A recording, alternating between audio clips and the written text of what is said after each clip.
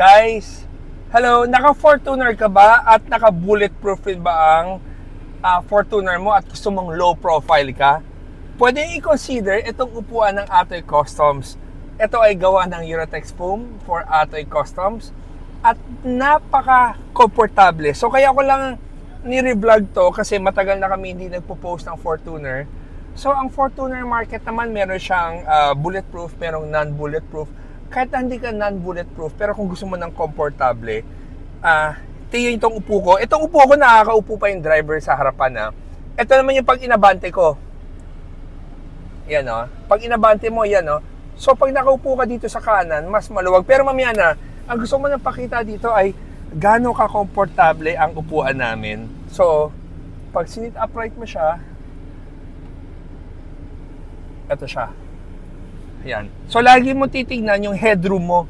Tuwing nagpapagawa kayo ng captain seat sa SUV nyo, ang lagi nyo papansin ang headroom nyo. Meron pa talagang headroom or pag naluba ka ay tatalon ka at uuntog ka na rin dito. Itong upuan ng Atoy Customs, talagang ginawa namin, sinukat talaga namin para sa mga owner ng Fortuner or maliliit na SUV para maging perfect yung height niya. Gumawa rin kami nitong cup holders at saka dito yung controller niya para makontrol mo sa gusto mo. Tapos yung hugis nung upuan to, dito rin namin nilagay kasi yung owner na to, wala na siyang, hindi na niya inisip yung tao sa likod dahil lagay na lang naman daw niya ng gamit to. At saka, talagang para sa kanya lang tong unit na to. Ngayon, meron kaming layout naman. Ito yung tinatawag namin na high back. Ngayon, kung gusto mo yung upuan mo ay malapit doon sa pintuan, kung mapupunan nyo, ang luwag pa namin dito. So, ito yung layout na kung sakaling gusto mong makakadaan pa yung tao sa going to the third row, may upuan ng Atoy Customs na hindi siya high back, pero nakadikit dulo-dulo. Talagang ginawa lang namin for Fortuner Market, Montero, Terra. Ginawa namin talaga para yung space niya ay makakadaan papapuntang likod. Pero itong owner na to, hindi na niya inisip yung daanan sa likod dahil kanya lang rin naman daw to. Tapos itong armrest namin ay nabababa siya na sagad na ganyan. Pakikita ko naman sa inyo, pag lumipat ako dito, gano'ng kaluwag, ito yung legroom ko, na nakakaupo yung driver ng tama. Tingnan mo naman to. Upong Yahoo!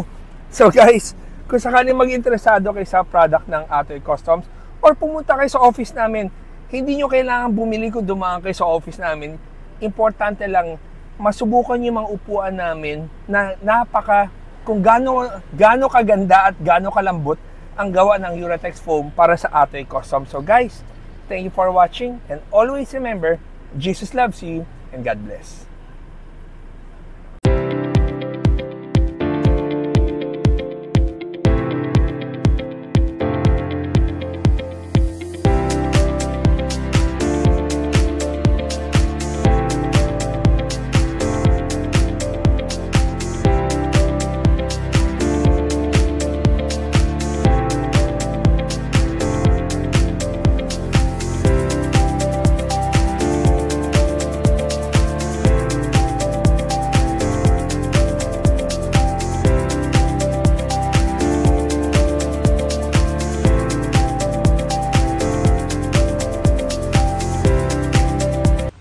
여러분, 저희와 함께 하게 하세요.